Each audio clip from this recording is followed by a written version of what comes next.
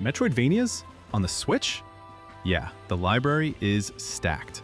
We're talking games where exploration, ability unlocks, and backtracking come together in a way that just hits different. Here are my top 10 picks. Let's get into it. Mio, Memories in Orbit. You play as a small robot named Mio, who wakes up with 0 memories aboard a dying space vessel called the Vessel. The world around her is falling apart. Machines have gone rogue, the AI caretakers have gone silent, and the whole place is on the edge of shutting down forever. Your job is to explore it, reconnect with whatever is left, and piece together what actually happened.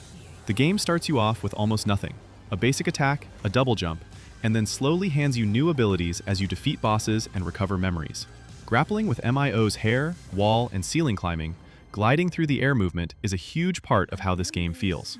The art style is painted and sketchy in the best way, like a hand-drawn graphic novel come to life. It's not the hardest game on this list, but it leans heavily into atmosphere and exploration.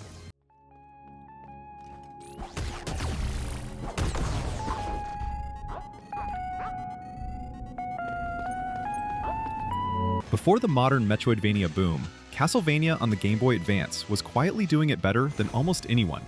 This collection brings together Circle of the Moon, Harmony of Dissonance, and Aria of Sorrow, 3 GBA classics, plus Dracula X from the SNES. Each game has its own personality.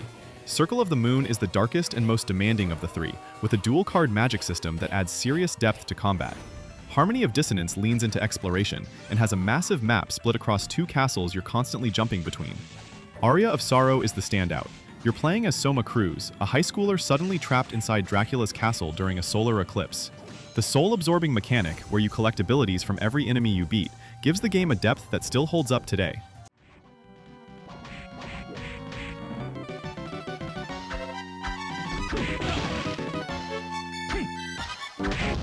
Axiom Verge 2 is a weird one, in the best way.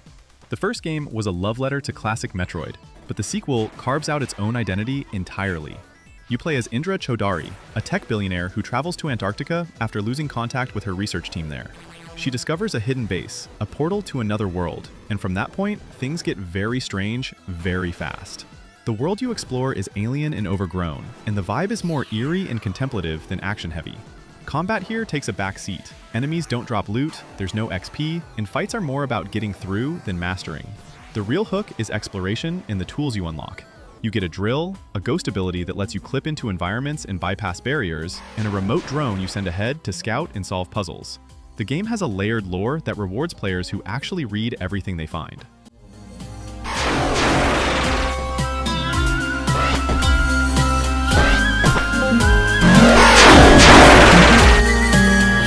Nine Souls is built different. It's a Tau-punk Metroidvania, a mix of East Asian mythology and cyberpunk aesthetics, and it runs with that combo in every direction.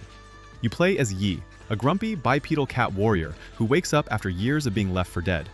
He's out for revenge against his former allies, and the story pieces itself together slowly through Yi's fractured memories, motion comics, and some genuinely brutal narrative beats. The gameplay pulls heavily from Sekiro. The core of every fight is parrying. You block, you deflect, you counter, and then unleash explosive talisman abilities to detonate your enemies. It's precise, it's punishing, and when it clicks, it feels incredible. Boss fights are where Nine Souls really shows off. Each one is essentially a rhythm puzzle that demands you learn every attack pattern. Outside of combat, traversal expands steadily through grappling, double jumps, and air dashes.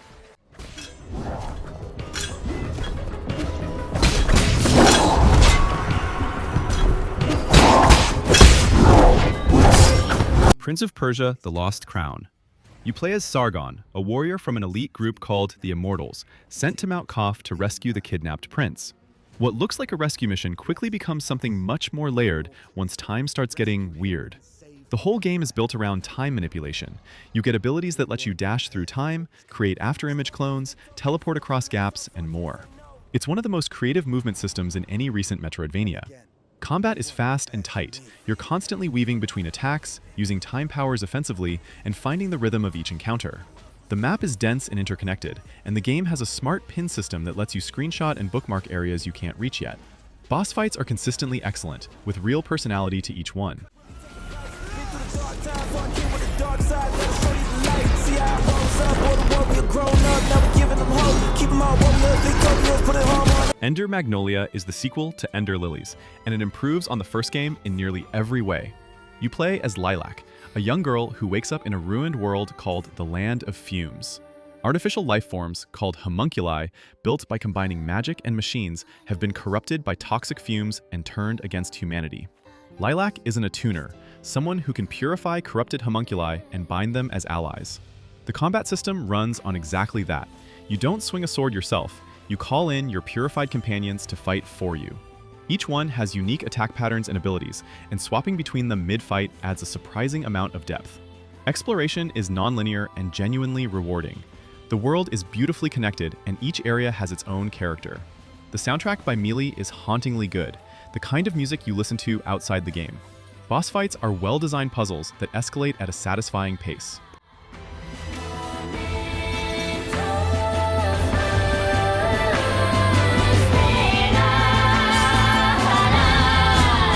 Hollow Knight is one of the most important Metroidvanias ever made, and on Switch, it plays beautifully.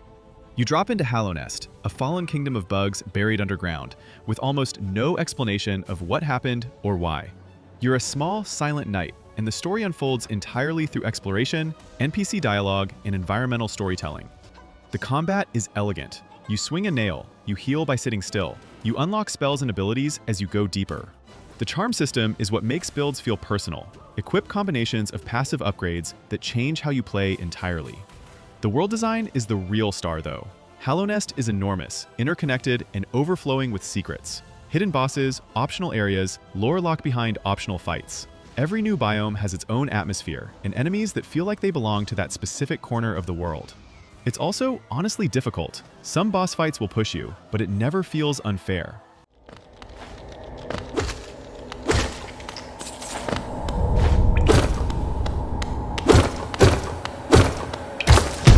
Blasphemous 2 is dark. Uncomfortably, beautifully, deliberately dark. Set in a world called Custodia, built around grotesque religious imagery and medieval brutality, you play as the Penitent One, a silent warrior resurrected once again to stop a mysterious force reshaping the world.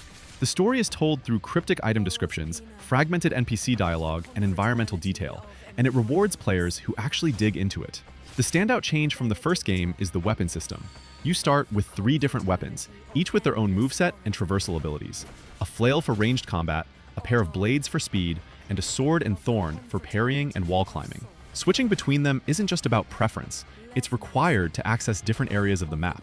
Exploration is tighter and more intentional than the first game, with less backtracking and more satisfying progression.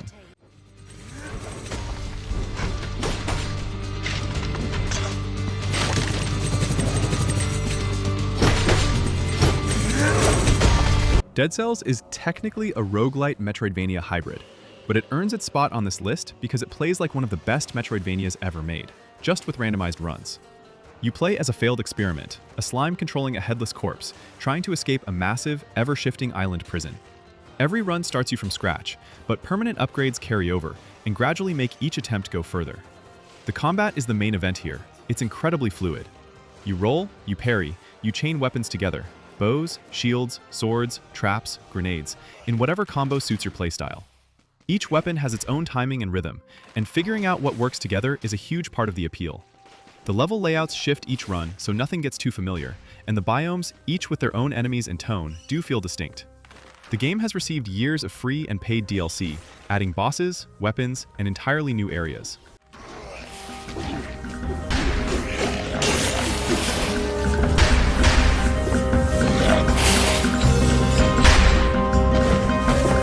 Ori and the Blind Forest. You play as Ori, a small guardian spirit separated from the forest spirit Sane after a devastating storm kills the forest around them. The world is dying, and Ori has to restore it. The story is communicated almost entirely without dialogue through music, animation, and environmental design, and it hits harder than most games that rely on cutscenes and exposition. Gameplay-wise, Ori is all about movement. You unlock the ability to wall jump, bash off projectiles and enemies to launch yourself across the map, triple jump, dash, and more. The movement eventually becomes so fluid it feels like flying, and the later sections of the game are some of the most exhilarating platforming ever put into a 2D game. The escape sequences especially are frantic, beautiful, and unforgettable. The definitive edition adds new areas, abilities, and story moments. The art direction is painterly and stunning on any screen.